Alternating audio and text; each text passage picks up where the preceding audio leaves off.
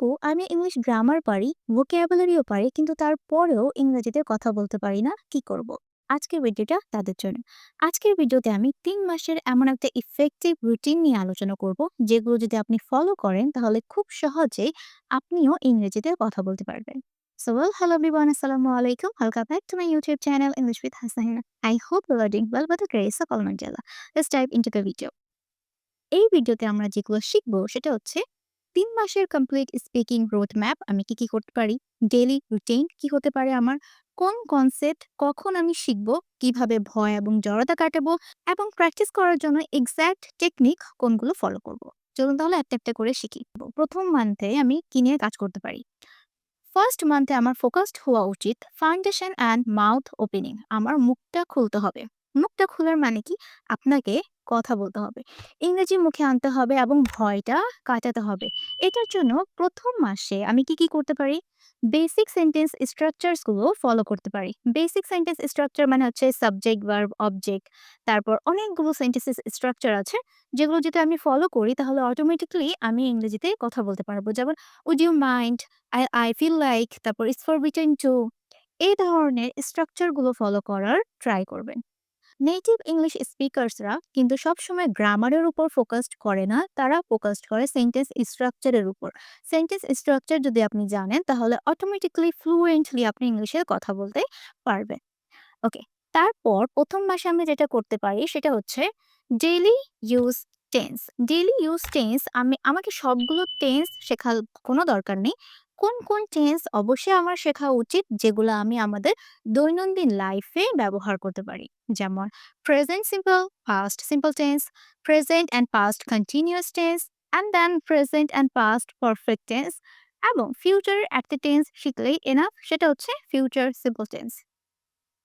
তারপর আমি শিখতে পারি ডেইলি ইউজড ওয়ার্ডস, মানে ৩০০, ৪০০, এক মাসে ৩০০ থেকে ৪০০ টা ডেইলি ইউজড ওয়ার্ডস শেখার ট্রাই করবেন। ডেইলি ইউজড ওয়ার্ডস কোনগুলো?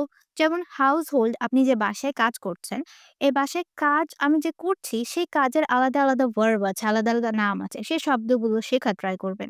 ওয়ার্ক প্লেসে যদি আপনি থাকেন, আপনি যদি অফিসিয়াল কোনো জব করেন, সেই অফিসিয়াল আশেপাশে আপনি কি দেখতে পাচ্ছেন যেটার ইংরেজি আপনি জানেন না, যে ওয়ার্ডে, সেই ওয়ার্ডের ইংরেজি শেখার ট্রাই করবেন। এবং আপনি একদম সকাল থেকে রাত পর্যন্ত কি করছেন সেই সমস্ত ভোকাবুলারি গুলো ইংরেজিতে শেখার ট্রাই করবেন। এবং এখানে প্রশ্ন হচ্ছে যে ১ মাসে আমি কতটুকু সময় দিলে এই কাজগুলো করতে পারবো? বেশি না। ২৪ ঘন্টার মধ্যে আপনি আপনার ইংরেজি শেখার জার্নিটাকে শুধুমাত্র ১ ঘন্টা টাইম দিবেন। বিলিভ মি, ১ ঘন্টা টাইম অনেক মনে হবে আপনার জন্য। ওকে।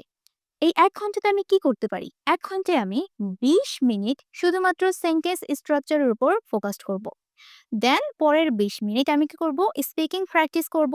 যেই সেন্টেন্স স্ট্রাকচার আমি শিখছি, সেটাই আমি স্পিকিং প্র্যাকটিস করব। অ্যান্ড দেন পরের ২০ মিনিট আমি কি করতে পারি? Listening plus recording. মানে হচ্ছে আমি যে ইংলিশে কথা বলছি, সেটা আমি কি করব? রেকর্ড করব। রেকর্ড করার পর নিজেই নিজের ভয়েসটা শুনবো যে আমি কিরকম সাউন্ড করছি।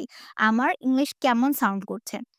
এটা আপনি করতে পারেন। এর সাথে আপনি আরেকটা জিনিস করতে পারেন, সেটা হচ্ছে অনেকগুলো নেটিভ ইংলিশ স্পিকারসদের ব্লগ আছে ইংলিশে। সেই ব্লগগুলো দেখার ট্রাই করবেন এবং তারা কিভাবে ইংলিশে কথা বলে সেটা ক্যাচ করার ট্রাই করবেন। ওকে?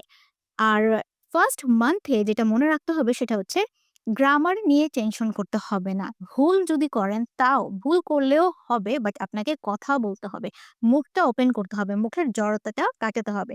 গ্রামার নিয়ে মোটেও টেনশন করবেন না। যখন আপনি আস্তে, আস্তে স্পিকিং এ ফ্লুয়েন্ট হবেন তখন গ্রামার অটোমেটিক্যালি ঠিক হয়ে যাবে। আচ্ছা, উম তারপর 2nd মান্থে আমি কি করতে পারি? 2nd মান্থে আমি আমার স্পিকিং জার্নিটাকে এক্সপ্লেইন করব অ্যান্ড কনফিডেন্স বিল্ড করব। সেটা কিভাবে করব? যেমন টপিক ওয়াইজ ইংরেজিতে বলা ট্রাই করবেন। তো একটা টপিক ধরবেন। অনেকগুলো টপিক আমি এখানে দিয়ে রেখেছি।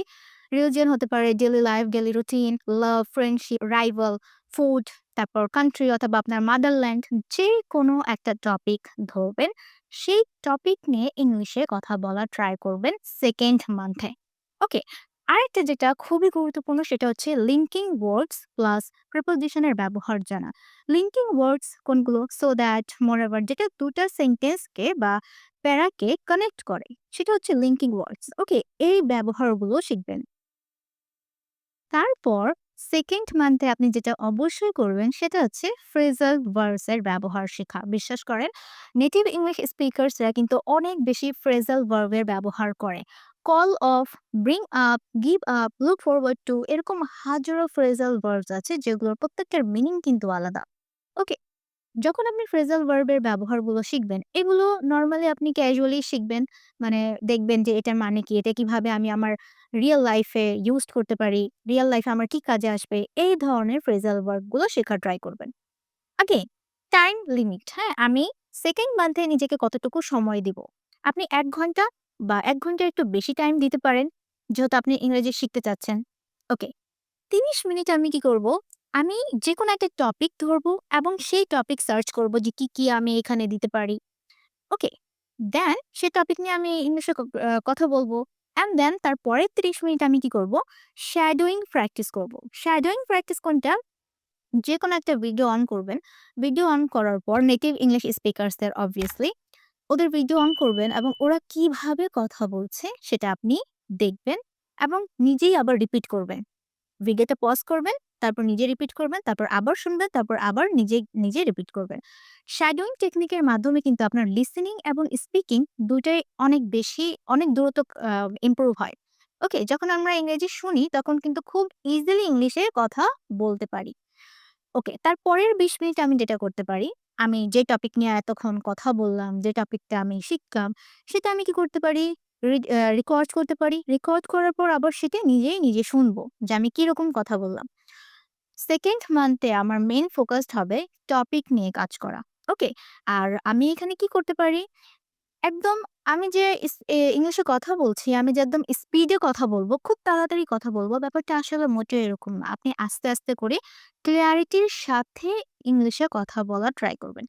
চিন্তা করে কথা বলার অভ্যাস তৈরি করেন। আমরা জানেন কেন ইংরেজিতে কথা বলতে পারি না? কারণ আমরা যখন ইংরেজি বলতে চাই, তখন কিন্তু আমরা গ্রামার নিয়ে চিন্তা করি। আমরা কিন্তু কি বলতে চাচ্ছি, এটার উপর ফোকাসড না করে আমরা গ্রামারের উপর ফোকাসড করি। এটার জন্য আমরা ইংরেজিতে কথা বলতে পারি না। আপনি কি বলতে চাচ্ছেন, কি এক্সপ্রেস করতে চাচ্ছেন, সেটার উপর যদি আপনি ফোকাসড করেন, তাহলেই ইংলিশ স্পিকিংটা ইজি হবে। ওকে, তার পরের মাসে আমি কি করতে পারি? তার পরের মাসে আমার obviously আমি ২ মাস অনেক টাইম দিয়েছি ইংলিশের উপরে। তাই তার পরের মাসে 3rd মান্থে আমি কি করব? আমার ফ্লুয়েন্সির উপর কাজ করব এবং ন্যাচারাল স্পিকিং এর উপর কাজ করব।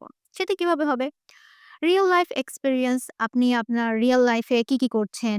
মানুষদের সাথে কানেক্ট করার ট্রাই করবেন। রিয়াল লাইফে আপনি আজকে আমি সারাদিন কি করলাম? সেগুলো আমি ইংলিশে বলব।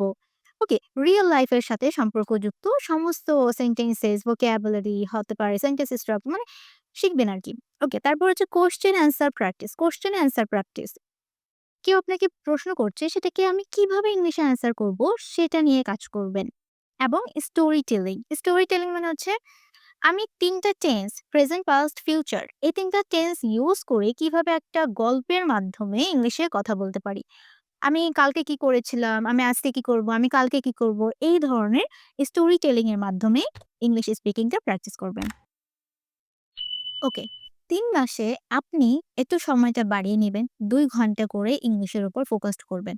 দরকার হলে ঘুম থেকে একটু তাড়াতাড়ি উঠে যাবেন। কারণ আপনাকে ইংরেজি শিখতে হবে। ওকে, ফার্স্ট আমি কি করতে পারি? ০.৫ ঘন্টা ফ্রি স্পিকিং প্র্যাকটিস করব।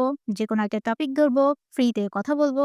ফ্রি স্পিকিং প্র্যাকটিস বলতে হচ্ছে যেকোনো একটা টপিক আমি ধরলাম, আমি সেটাই আর নিজে কি চিন্তা করি, নিজের ওপিনিয়ন দিতে পারি। ওকে? তারপর হচ্ছে কনভারসেশন প্র্যাকটিস। কনভারসেশন প্র্যাকটিস এর জন্য আপনি ChatGPT ইউজ করতে পারেন। আপনি বলবেন যে, "তুমি আমাকে প্রশ্ন করো, আমি ইংলিশে অ্যান্সার করব।"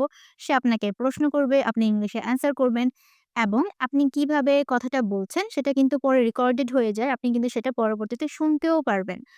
ChatGPT ইউজ করে কিন্তু আপনি কনভারসেশনাল প্র্যাকটিস গুলো করতে পারবেন ০.৫ ঘন্টা। অ্যান্ড দেন তার পরের ২০ মিনিট আমি কি করব?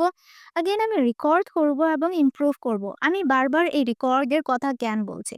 আপনি যখন ইংলিশে কথা বলছেন, তখন যদি আপনি সেটা রেকর্ড করে রাখেন, তাহলে কি হবে? যখন আপনি শুনবেন যে আপনি কোন জায়গায় ভুল করছেন, কোথায় আপনার একটু জোর দেওয়া উচিত, কোন ওয়ার্ডটা কিভাবে প্রোনাউন্স করা উচিত, এই সমস্ত ছোট, ছোট ভুলগুলো আপনি ইজিলি ধরতে পারবেন এবং পরবর্তীতে কি হবে, সেই ভুলগুলো আপনি খুব সহজেই ওভারকাম করতে পারবেন। ওকে? তাই রেকর্ড করা খুব গুরুত্বপূর্ণ। একটা জিনিস মনে রাখতে হবে, অবশ্যই এই নোটটা একদম দরকার পড়লে এই সুন্দর এই নোটটা আপনার একটা ওয়ালপেপার নেন, ওয়ালপেপারে লিখে আপনার ফোনের ওয়ালপেপারে দিয়ে দেন। ওকে? সেটা হচ্ছে কনসিস্টেন্সি আপনাকে কি দিবে? ফ্লুয়েন্সি এবং সাকসেস দিবে। আপনি যদি এই ৩ মাসের রুটিনটা একদম কনসিস্টেন্সি ভাবে মেইনটেইন করেন, নিয়মিতভাবে প্রত্যেকদিন আপনি সময় দেন, তাহলে কিন্তু ফ্লুয়েন্সি এবং সাকসেস অবশ্যই আসবে। আরেকটা জিনিস, মিস্টেকস ইকুয়াল টু গ্রোথ। আমরা যে কাজ ভুল করি, পরবর্তী যখন রিয়ালাইজ হয় যে এই কাজটা আমার ভুল হয়েছে, সেই কাজটা বা সেই জিনিসটা কিন্তু আপনি লং টাইম মনে রাখার ক্ষমতা বেড়ে যায়। এটা হচ্ছে হিউম্যান সাইকোলজি। আপনি ধরুন কোনো একটা ওয়ার্ড ইংলিশে ভুল বলেছেন। আপনি যদি সেটাকে কারেক্ট করবেন, তখন সেটা লাইফ টাইমের জন্য কি হবে? সেই ওয়ার্ডটা আপনার মাইন্ডে কারেক্টলি বসে যাবে। ওকে? তাহলে মিস্টেকস থেকে শেখার ট্রাই করবেন। Mistakes equal to growth. আশা করছি আপনি এই ৩ মাসের রুটিনটা অবশ্যই ফলো করবেন এবং আজকের ভিডিওটা কেমন লেগেছে সেটা আমাকে কমেন্ট করে জানাবেন। সবাই ভালো থাকবেন। আল্লাহ হাফেজ।